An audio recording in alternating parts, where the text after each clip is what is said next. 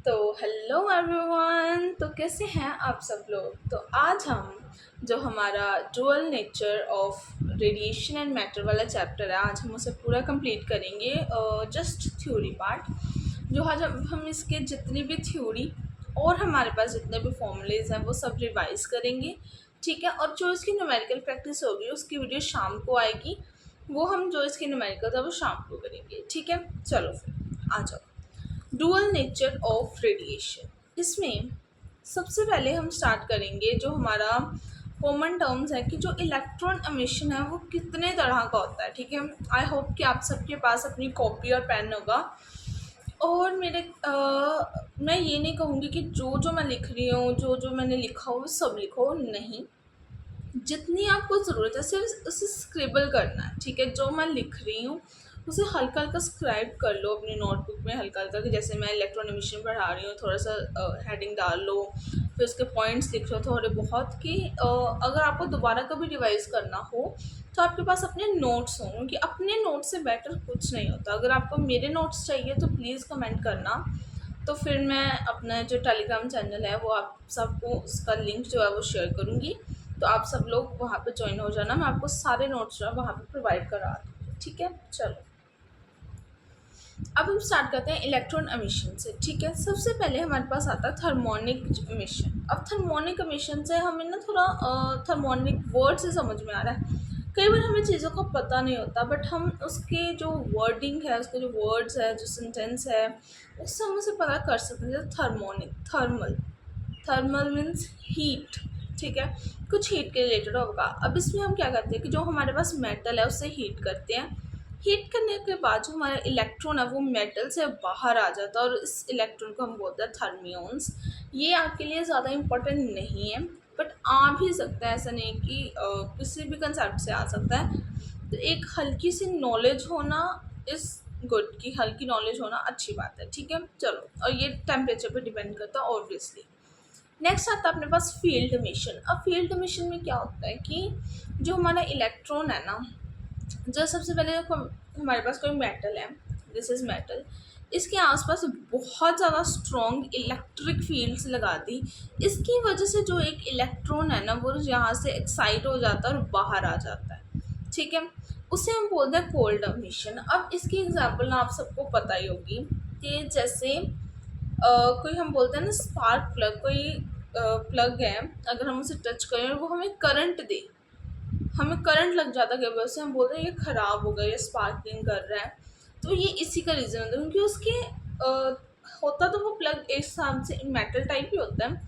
उसमें क्या होता है कि जो हमारा प्लग है ना उसके आसपास बहुत ज़्यादा स्ट्रॉन्ग इलेक्ट्रिक फील्ड्स बनने शुरू हो जाते हैं, जिसके कारण जो उसका इलेक्ट्रॉन्स हैं वो बाहर को एमिट होना स्टार्ट हो जाते हैं। जब इलेक्ट्रॉन्स एमिट होंगे तो वो फिर हमें स्पार्क देंगे। ठीक है, नेक्स्ट आ गया फोटो इलेक्ट्रिक इफेक्ट, जो कि हम बहुत ज़्यादा डिटेल से पढ़ने वाले हैं इस बार।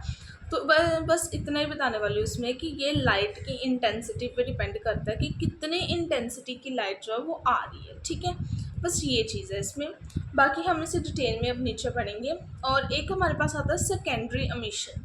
सेकेंडरी एमिशन में क्या होता है कि एक हमारे पास फ्री इलेक्ट्रॉन हो जाता है। फ्री इलेक्ट्रॉन कैसे होता है, जैसे समझो ये हमारे पास जो है मेटल है, इसमें किसी भी तरीके से, चाहे वो फील्ड एमिशन है, थर्मोनिक है, या फिर फोटो इलेक्ट्रिक इफेक्ट है। ठीक है, यहाँ पर एक इलेक्ट्रॉन जो था वो एक्साइट हुआ, उसके पास बहुत एनर्जी थी, बट वो था सेंटर में। अगर बाहर की साइड का होता तो उसने बाहर निकल जाना था, बट वो था इलेक्ट्रॉन सेंटर में, और सेंटर में होने की वजह से वो किसी और इलेक्ट्रॉन के साथ टकराएगा, और उस इलेक्ट्रॉन के साथ टकराने की वजह से उस इलेक्ट्रॉन में भी जो है वो काइनेटिक एनर्जी आ जाएगी और वो भी बाहर आ जाएगा। और ये वाला जो इलेक्ट्रॉन होगा जिसको किसी और इलेक्ट्रॉन ने मारा और उसके अंदर जो एनर्जी आ गई, हम उसे बोलते हैं सेकेंडरी इलेक्ट्रॉन। ठीक है, हम उसे सेकेंडरी इलेक्ट्रॉन बोलते हैं। जैसे free electron high energy on the metal surface led to secondary electron. ठीक है, चलो अब हम कुछ फोटोन फार्मूलाज देखेंगे कि जो एक्चुअली यही फार्मूलाज जो होता है वो न्यूमेरिकल में सबसे ज़्यादा काम आते हैं, यही घूम घुमा के आते हैं।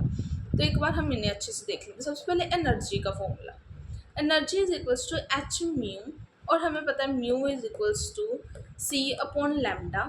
ठीक है, लैम्डा जो है हमारे पास वेवलेंथ है और म्यू हमारे पास फ्रीक्वेंसी है, जो सी है वो स्पीड ऑफ लाइट है। इसकी वैल्यू यहाँ पर है। स्पीड ऑफ लाइट की वैल्यू, और जो हमारे पास h है प्लैंक कांस्टेंट, ये इसकी वैल्यू है। ठीक है, चलो ये हमारे पास फर्स्ट फॉर्मूला हो गया।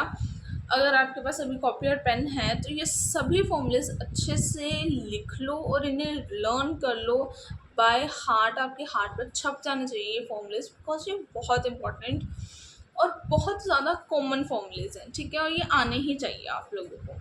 नेक्स्ट है कि अगर हम इसे इस चीज़ को हम थोड़ा सा इलेबोरेट करके लिखें, क्योंकि ये दोनों जो हैं ये हमारे पास फिक्स्ड वैल्यूज़ होती हैं। लैम्डा की वैल्यू चेंज हो सकती है, बट ये हमारे पास दोनों कांस्टेंट है तो इनकी वैल्यू ये आ जाती है 12400 अगर हम एंगस्ट्रॉम में लिख रहे हैं, और 1240 अगर हम नैनोमीटर में लिख रहे हैं। ठीक है, नेक्स्ट आ गया हमारे पास मोमेंटम। मोमेंटम का क्या फॉर्मूला होता है हमारे पास, जो पी हम जानते हैं कि मोमेंटम को हम पी से रिप्रेजेंट करते हैं। This is energy upon speed of light. ठीक है, energy upon speed of light, और एनर्जी का हमें फॉर्मूला पता है एच म्यू।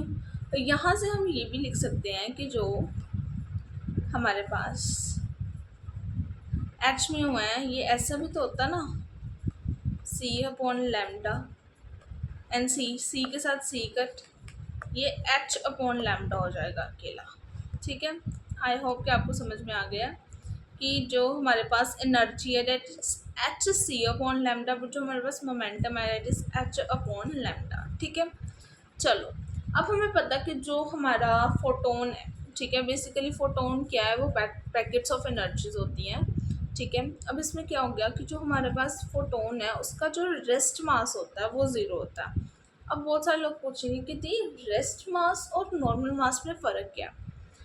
देखो, नॉर्मल मास जो होता है ना दैट इज़ कि ठीक है किसी चीज़ का वेट है, बट फोटोन को हम मानते हैं कि इसका तो कोई वेट है ही नहीं, इसका वेट ज़ीरो है। बट जब ये फोटोन ट्रैवल करता है ना किसी स्पीड से, किसी मोमेंटम से, तो इसके पास उस स्पीड, उस एनर्जी और उस मोमेंटम की वजह से कुछ ना कुछ मास आ जाता है। तो हम बोलते हैं कि रेस्ट मास उसका ज़ीरो है, but when it is travelling it has some sort of mass. ठीक है, क्योंकि कोई चीज़ तभी ट्रैवल करेगी अगर वो मैटर है, और मैटर है तो उसके पास मास तो होगा ही ना। So that is the thing. And इसके ऊपर जो चार्ज होता है, चाहे ना पॉजिटिव होता है ना नेगेटिव होता है, ज़ीरो चार्ज होता है, दिस इज अ न्यूट्रल। ठीक है, अब नेक्स्ट आ जाओ नंबर ऑफ फोटोन एमिटेड पर सेकेंड। अब ये भी काफ़ी इंपॉर्टेंट कंसेप्ट है कि कितने फोटोन्स जो हैं पर सेकंड में जा रहे हैं, फिर वो पूछ लेते हैं कि उसमें कितनी पावर लग रही है, या फ्रीक्वेंसी की क्या वैल्यू है, या फिर लैम्डा क्या है, वो सब चीज़ें हम यहाँ पे देखते हैं। देखो जो हमारे पास n है that is p upon H mu. अब ये p आप मोमेंटम वाला p मत समझना, this p is for power. Okay, अब देखो, अब हमें पता है म्यू का फॉर्मूला क्या होता है, c अपॉन लैम्डा। तो यहीं पर हमने ये फॉर्मूला पुट किया और हमारे पास ये आ गया। ठीक है, इन फॉर्मूलाज को याद रखने की कोई ऐसा नहीं है कि मुझे एक्सप्लेन करो क्यों आया, ये है तो है फॉर्मूले। जब इतना एक्सप्लेन करने बैठे तो फिर तो ये वीडियो नहीं ख़त्म होने वाली। तो बस आपको इतना दिमाग में रखना है कि हाँ ये कुछ है वीडियो, ये कुछ फॉर्मूलेज हैं और हमें इन्हें डायरेक्टली लर्न करना है। ठीक है, अब इंटेंसिटी जो है हमारे पास that is energy upon area into time. ठीक है, और हमें पता है कि जो हमारे पास एनर्जी अपॉन टाइम होता है that is basically power. So power upon area watt per metre square, this is intensity's formula. Power upon area और energy upon area upon time. ठीक है, चलो नेक्स्ट आ गया हमारे पास रेडिएशन प्रेशर। ठीक है, अब रेडिएशन प्रेशर को हम क्या बोलते हैं, देखो ये हमारे पास एक मेटल की रोड समझ लो, इसके ऊपर हमने कुछ फोटोन्स फेंके, लाइट फेंकी, एक ही बात है, फोटोन और light is the same thing.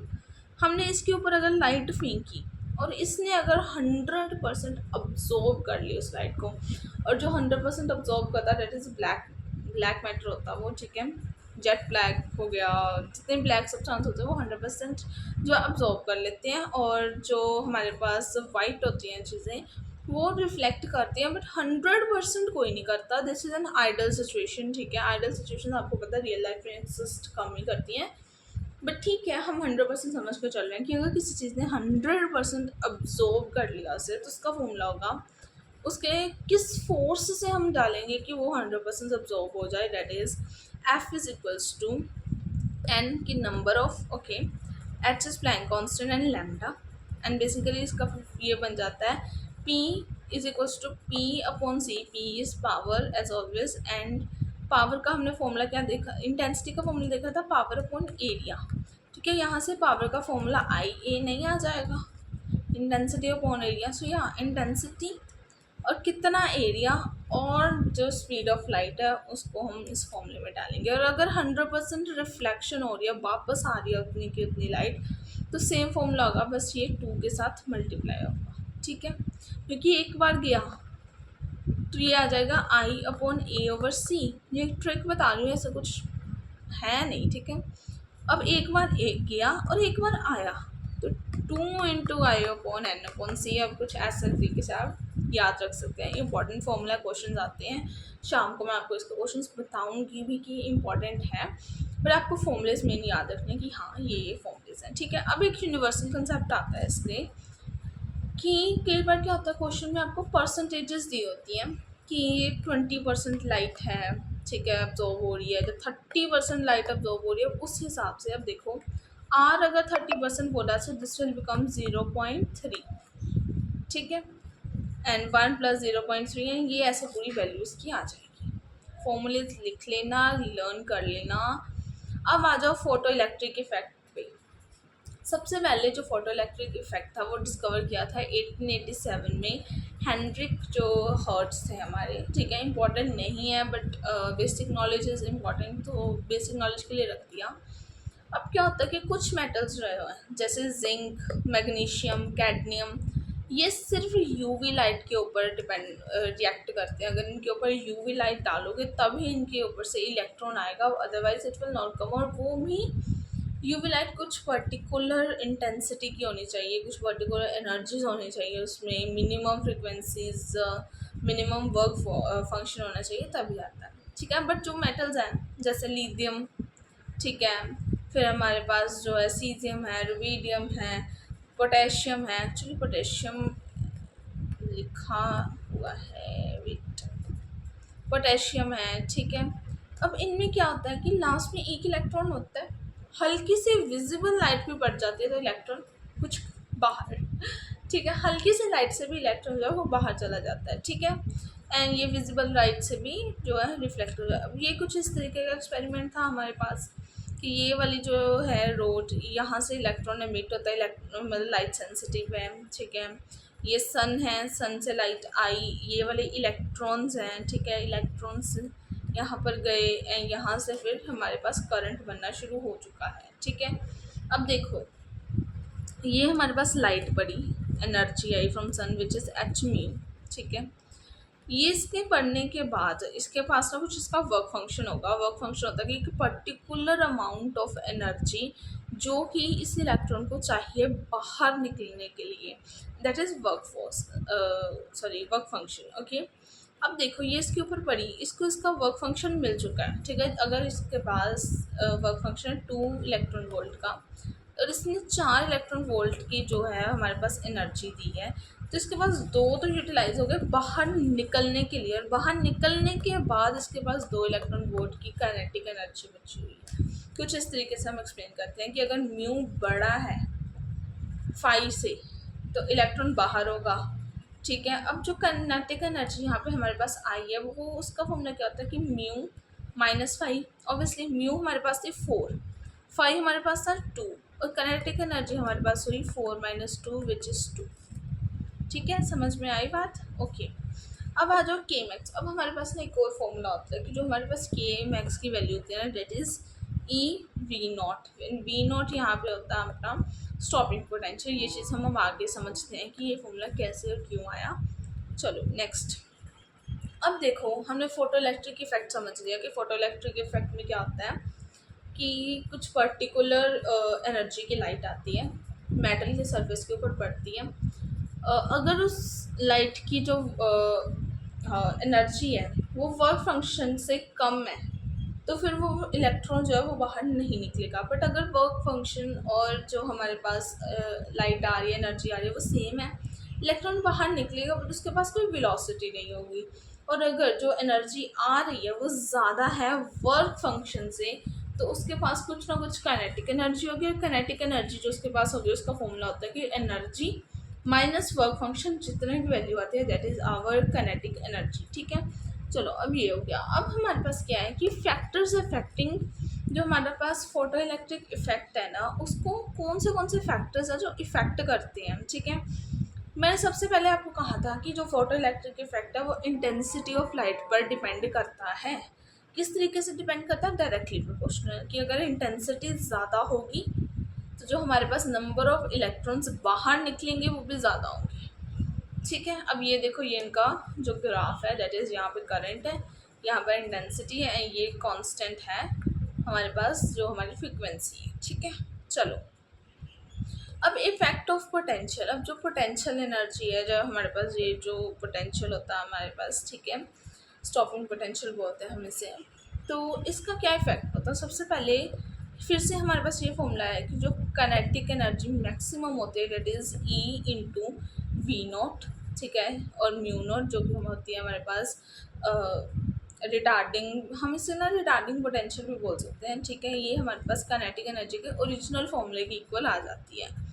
अब जो हमारे पास म्यू नोट है it is independent of intensity. अब आप लोग बोलोगे कि ये डिपेंड तो कर रहा है, क्या बोलते हैं, अपने फोटो इलेक्ट्रिक इफेक्ट पर ये जो वी नोट है वो इंटेंसिटी के इंडिपेंडेंट क्यों है? अब देखो, मैं आपको यहाँ पे एक्सप्लेन कर देती हूँ कि ये हमारे पास हमारा स्टॉपिंग पोटेंशियल है। ठीक है, this is something like this. अब देखना, जो हमारे पास इन्होंने यहाँ पे बोला हमें कि इंडिपेंडेंट ऑफ इंटेंसिटी। ठीक है, ये हमारे पास इंटेंसिटी है और यहाँ पर हमारे पास जा रही है करंट। ठीक है, ये दोनों एक दूसरे पर डिपेंड करेंगे और नंबर ऑफ इलेक्ट्रॉन्स उतने ही निकालेंगे। अब क्यों हमारे पास ये है म्यू, जो हमारे पास यहाँ पर कांस्टेंट है, बट जब हम यहाँ पर आ जाएंगे तो ये तो डिग्रेड कर रहा है। सो ये चीज़ हमें सिंपली इतनी बात याद रखनी है कि जो हमारे पास म्यू नॉट है, बेसिकली हमारा स्टॉपिंग पोटेंशियल, वो इंडिपेंडेंट होता है इंटेंसिटी की and directly influence the number of photo electrons emit. अब जो हमारे पास इंटेंसिटी थी, अगर वो बढ़ती है तो नंबर ऑफ इलेक्ट्रॉन्स जो हमारे पास बाहर एमिट होंगे वो भी बढ़ेगी। ठीक है, ये बात सिंपल एंड क्लियर थी। अब जब हम पोटेंशियल की बात करते हैं तो हमारे पास जो म्यू नॉट है, जो कि हमारा स्टॉपिंग पोटेंशियल है, उसमें क्या होता है कि म्यू नॉट जो है वो इंटेंसिटी से तो इंडिपेंडेंट होता है, बट जो कितने नंबर ऑफ जो हमारे पास इलेक्ट्रॉन्स है वो एमिट होंगे वो इसके ऊपर डायरेक्टली डिपेंड करता है। और ये डिपेंड करता है कि जो पोटेंशियल है वो किस तरीके का है। अगर तो पॉजिटिव पोटेंशियल है तो वो अट्रैक्ट करेगा ज़्यादा से ज़्यादा इलेक्ट्रॉन्स को, फिर वो ज़्यादा करंट बनाएगा क्योंकि जो पोटेंशियल है वो करंट बनाने में हेल्प करता है। अब समझ में आ रही कुछ बात कि अट्रैक्ट करेगा मोर इलेक्ट्रॉन्स को, उसकी वजह से मोर करंट प्रोड्यूस होगा, फिर सेचुरेशन करंट आएगी एंड बियॉन्ड दिस जो वोल्टेज है वो फर्दर इंक्रीज नहीं होगा। बट बेसिकली हम यहीं से रुक जाएंगे कि ज़्यादा करंट मतलब मोर इलेक्ट्रॉन्स एंड मोर इलेक्ट्रॉन्स मतलब ज़्यादा इलेक्ट्रॉन्स फ्री हो रहे हैं and this is basically photo electric effect. और अगर हम नेगेटिव पोटेंशियल की बात करें तो रिपेल होगा इलेक्ट्रॉन और जो हमारे पास करंट है वो ड्रॉप हो जाएगा, स्टॉपिंग पोटेंशियल आ जाएगा और जो नंबर ऑफ फोटो इलेक्ट्रॉन्स है वो कम हो जाएंगे। That is simple. ठीक है, अब नेक्स्ट आ जाओ इफेक्ट ऑफ फ्रीक्वेंसी, कि जो फ्रीक्वेंसी है वो कैसे डिपेंड करती है। कहते हैं सेचुरेशन करंट जो होता है इंडिपेंडेंट होता है फ्रीक्वेंसी के, कि अगर कोई करंट सेचुरेट हो चुका है तो वो फ्रीक्वेंसी के इंडिपेंडेंट हो जाता है। ठीक है, और जो स्टॉपिंग पोटेंशियल है वो डिपेंड करती है फ्रीक्वेंसी पे। अब ये देखो, H mu minus H mu naught is equals to U E mu naught. ठीक है, ये हमारे पास एक और फॉर्मूला आ जाता है। अब ये देखो, ये तो हमें सबसे पहले पता था कि this is normal energy, this is work function and this is के मैक्स। ये कैसे आया? मैंने बताया था कि के मैक्स जो है वो हमारे पास हाफ एम वी स्क्वायर होता है, बट हमारे पास ई वी नॉट भी तो होता है, यहीं से ये फॉर्मूला आया। ठीक है, ओके गुड। देन कहते हैं energy of an ejected electron depends directly upon the frequency, कि कितनी एनर्जी से आप किसी इलेक्ट्रॉन को कितनी एनर्जी से इलेक्ट्रॉन जो है वो बाहर निकल रहा है, वो डिपेंड करता है कि कितनी फ्रीक्वेंसी उसे मिली है, how much frequency does that electron got, कि वो इतनी फ्रीक्वेंसी से इतनी स्पीड से बाहर निकले, ठीक है, कितनी एनर्जी से वो बाहर निकल रहा है। अब ये हमारे पास ना फॉर्मूला होता है K max is equals to H mu minus phi, ठीक है। इस फॉर्मूले से हमारे पास दो ग्राफ्स बनते हैं, एंड ये दोनों ग्राफ इंपॉर्टेंट है, कई बार नीट में भी आ जाते हैं एंड हो सकता है आपके एग्जाम में भी आ जाए, ठीक है। तो अब देखो, सबसे पहले इधर हमारे पास है के मैक्स एंड इधर है हमारे पास म्यू नॉट बेसिक, सॉरी, इधर हमारे पास simple mu which is frequency, ठीक है। और ये बीच में हमारे पास है mu nought which is stopping potential, जो कि ये स्ट्रेट लाइन ग्राफ हमारे पास बन रहा है। अब देखना है इसकी स्लोप जो होगी, इसका ना क्वेश्चन पता किस पे आता है कि एक ये ग्राफ है कि ये ग्राफ है, यहाँ पर के मैक्स है, यहाँ पर है mu nought which is stopping potential. तो अब आप बताओ कि के मैक्स और जो म्यू है हमारी फ्रीक्वेंसी, उसके बीच के ग्राफ की स्लोप, और जो हमारे पास स्टॉपिंग पोटेंशियल और नॉर्मल फ्रीक्वेंसी है उसके बीच की स्लोप क्या होती है।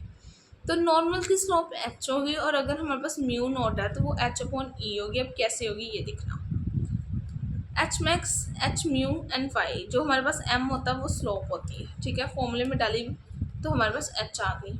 अब यहाँ पर हमने फॉर्मूले लगाया ई वी नॉट, तो वी नॉट आ गया एच ई म्यू फाई, और यहाँ पर सेम फॉर्मूला लगाया तो जो हमारे पास एम या फिर स्लोप की value that is H upon E, ठीक है।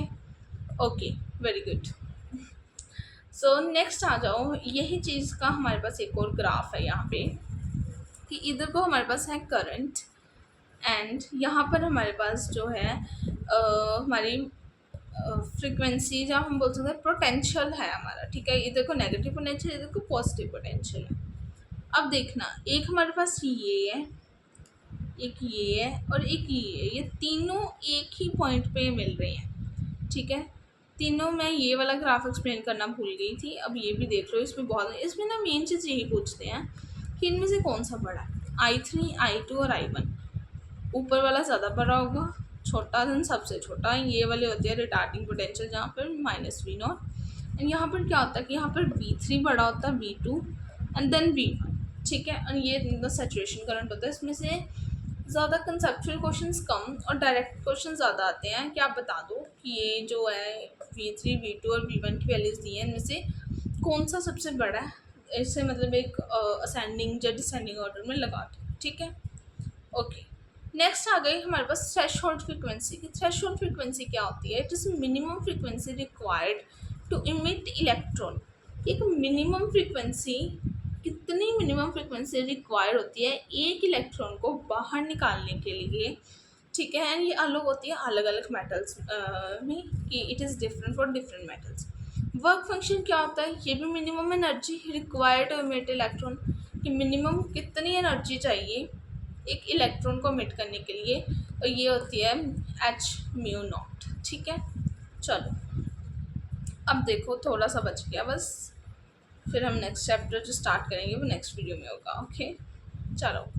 Emission starts in time of order. अब जो हमारे पास इलेक्ट्रॉन की अमिशन होती है वो स्टार्ट हो जाती है 10⁻9 सेकेंड्स और 9 10⁻9 सेकेंड्स और लेस के टाइम में, ठीक है। अब हमारे पास ना एक ग्राफ है कि ये stopping potential and this is frequency. दो अलग अलग मेटल्स दिए हैं, एक मेटल की फ्रीक्वेंसी इधर है और एक ये इधर है। ये सबको पता है कि इसकी फ्रीक्वेंसी ज़्यादा है और इसकी फ्रीक्वेंसी कम है, दिस इज़ कॉमन थिंग, ठीक है। और अगर स्टॉपिंग पोटेंशियल की बात करें तो वो ऑलमोस्ट सेम है। अब इस ग्राफ का थोड़ा सा कंक्लूजन आपको बताती हूँ। Metal A has lower threshold frequency than B. ये तो समझ में आ रहा है कि जो थ्रेशोल्ड फ्रीक्वेंसी मेटल ए की है वो कम है as compare to metal B. And same thing कि जो stopping potential increases linearly with mu, कि जो हमारे पास म्यू है उसके साथ लीनियरली ये इंक्रीज हो रहा है ना, इंक्रीज। एंड बोथ आर, अब ये दोनों लाइन्स पैरेलल क्यों है उसकी एक्सप्लेनेशन बताती हूँ, कि both lines are parallel has the slope has constant for all the materials. अब देखो, ये हमारे पास क्या यही वाला ग्राफ नहीं बन चुका, ये वाला म्यू नॉट अपॉन वी वाला, तो इनकी स्लोप तो एच अपॉन ई होगी, दोनों की एच अपॉन ई, एच अपॉन ई। तो दोनों की स्लोप जो है वो एच अपॉन ई बनने वाली हैं, ठीक है। अब देखो, तो इसलिए दोनों पैरेलल हैं, और एच अपॉन ई एक कांस्टेंट वैल्यू है जो हर मेटल के लिए सेम होगी। उनकी फ्रीक्वेंसी, उनका स्टॉपिंग पोटेंशियल अलग होगा, बट उनका स्लोप जो है वो सेम होगी, तो सभी स्ट्रेट लाइन से बनने वाली हैं, ठीक है। अब देखो, अब हमारे आइंस्टाइन जी थे जो, उन्होंने भी फोटो इलेक्ट्रिक इफेक्ट की इक्वेशन के ऊपर कुछ ना कुछ बताया था कि देखो, हम लोगों ने इसका फॉर्मूला बता दिया कि हाँ, एक लाइट पड़ती है जो एनर्जी आती है, और वो एनर्जी से जो है वो बाहर चले जाता है इलेक्ट्रॉन। अब इसमें क्वेश्चन ये है कि आइंस्टाइन ने क्या बताया। आइंस्टाइन ने बताया 1950 में कि जो लाइट है वो डिस्क्रीट यूनिट्स के अलग अलग छोटे छोटे यूनिट्स हैं, ऐसे पैकेट्स हैं, ठीक है, जिन्हें क्वांटाज ऑफ एनर्जी बोलते हैं, जिन्हें हम फोटॉन्स बोलते हैं। इन्होंने बस एक चीज़ को क्लियर कर दिया कि जो हमारी लाइट है that is not wave, that is the discrete units of particular particles, ठीक है, छोटे छोटे पार्टिकल्स हैं जो पॉकेट्स ऑफ एनर्जीज हैं, जिनके अंदर एनर्जीज भरी हुई हैं, कुछ पर्टिकुलर एनर्जीज हैं। ऐसा नहीं है कि discrete units in the sense कि या 1 है, 2 है, 3 है, कि ऐसे 1 इलेक्ट्रॉन वोल्ट, 2, 3 ऐसे हैं, बट नॉट लाइक कि 1.2, 1.3 ये वेव नेचर में होता है। बट इन्होंने एक पार्टिकल नेचर ऑफ लाइट को जो है एक्सप्रेस किया, उससे थोड़ा एक्सप्लेन किया, ठीक है। एंड बोलते हैं कि ईच इलेक्ट्रॉन हैज़ एनर्जी, हर इलेक्ट्रॉन के पास एच म्यू की एनर्जी होती है, और जो हमारे पास म्यू है फ्रिक्वेंसी है, that can be change according to the intensity of the light, की कौन सी लाइट जो है हमें दे रही है। जैसे यूवी लाइट हो गई, visible light, x ray, gamma ray, इन सब की अपनी अपनी अलग अलग फ्रिक्वेंसीज होती हैं, ठीक है। और ये हमारे पास same formula k max is equal to e v naught and h mu minus phi naught, ठीक है। अब हमारे पास एक छोटा सा कंसेप्ट हो रहा है, दैट इज़ फोटो सेल। अब ये जो फोटो सेल का कंसेप्ट है ना, ये सिलेबस में है, कई लोग बोलते हैं सिलेबस में नहीं है, सिलेबस में है, बट हाँ, इसके ऊपर क्वेश्चन बहुत ज़्यादा कम पूछते हैं, बट पूछ लेते हैं कई बार। तो छोटे से थोड़ी बहुत इन्फॉर्मेशन देख लेते हैं इसकी, कि ये एक डिवाइस होता है जो लाइट एनर्जी को इलेक्ट्रिकल एनर्जी में कन्वर्ट करता है, हम इसे इलेक्ट्रिकल आई बोलते हैं। Photo current produce is the order of the micro ampere, और ये जो फोटो करंट, क्योंकि ये करंट प्रोड्यूस करता है लाइट एनर्जी से, फोटो सेल से करंट प्रोड्यूस करता है इलेक्ट्रिकल एनर्जी, और ये जो करंट प्रोड्यूस करता है वो माइक्रो एम्पियर में होता है, मतलब काफ़ी कम अमाउंट में करंट जो है ये प्रोड्यूस करता है, और यूज होता है operations of control system and light measuring devices. अब इसमें क्या होता है कि करंट तो ये बहुत कम देता है, तो हम इसे घर की बिजली के लिए तो इस्तेमाल कर नहीं सकते, बट ये काफ़ी सेंसिटिव होता है टू लाइट, तो हम इसे लाइट डिटेक्ट करने के लिए या किसी कंट्रोल सिस्टम में जहाँ पर बहुत हल्की सी डिटेल्स भी चाहिए होती है वहाँ पर हम यूज़ कर लेते हैं। नेक्स्ट आ गया वेव नेचर ऑफ मैटर, कि जो मैटर का ना पार्टिकल नेचर तो बता दिया हमें हमारे जो आइंस्टाइन सर थे, उन्होंने कहा कि हाँ, जो वेव है उसका पार्टिकल नेचर होता है। बट जो हमारे पास डी ब्रोगली थी ना, उन्होंने वेव नेचर ऑफ मैटर को एक्सप्लेन किया, ठीक है।